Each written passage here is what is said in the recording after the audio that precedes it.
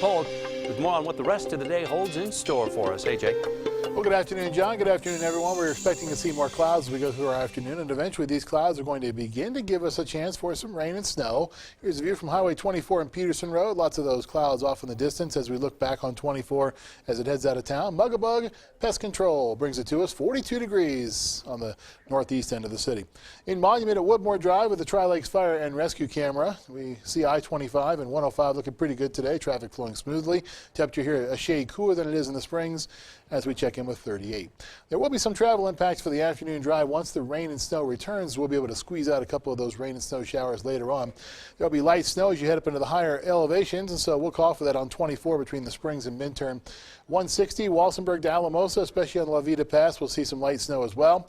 Raton Pass to Denver, there will be a mix of rain and snow as we go through the afternoon commute, especially north of the Springs up towards Metro Denver. Skyscan satellite and radar. There it is. There's your low pressure center. We see it very nicely. Counterclockwise circulation right here. Taking off to the northeast, eventually making its way into Nebraska by tomorrow and finally getting out of our hair.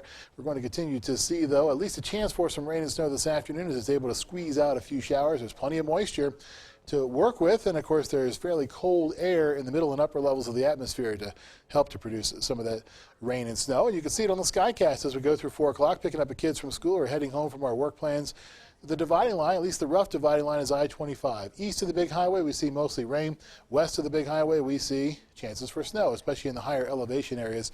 Notice that Skycast continues to indicate rain and snow as we head out to our evening time plans, and as we go into our early Wednesday morning, most of what we see fades away, save for what is going to be falling in some of the higher peaks of the state, like the Collegiates and maybe the Wetson Sangres as well.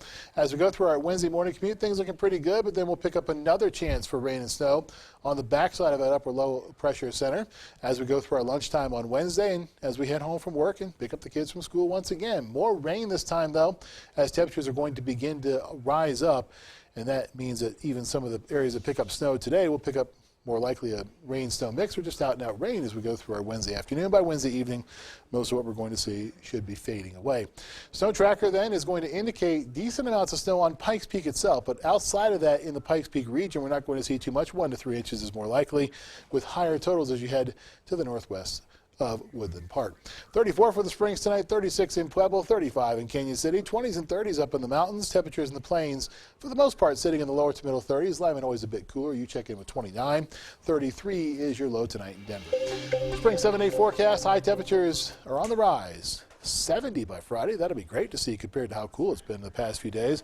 Then it's upper 60s and lower 70s throughout most of the rest of the forecast until late as we see another storm system that we'll be tracking for you come into the region as we go through the weekend. The big question is not if, it's always about track and timing, as it usually is this time of the year.